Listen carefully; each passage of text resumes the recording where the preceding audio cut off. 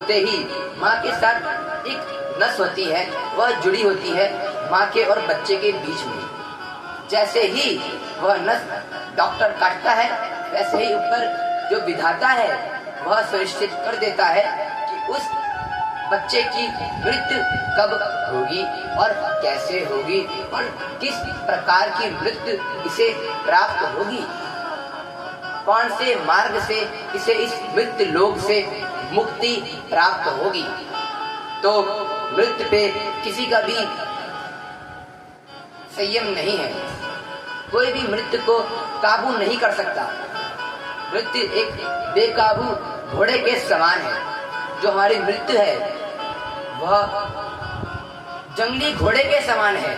जैसे जंगली घोड़े पर काबू पाना बहुत मुश्किल कार्य होता है, वैसे अपनी मृत्यु पे काबू पाना बहुत ही अपने आप में मुश्किल कार्य होता है। बल्कि हम साधारण मनुष्यों के लिए तो यह नामुमकिन कार्य होता है, परंतु कुछ संत महात्मा होते हैं जो अपने तप से भगवान को प्रसन्न कर लेते हैं और कुछ ना कुछ वरदान के सहारे अपनी मृत्यु पे अपना कंट्रोल स्थापित कर देते हैं।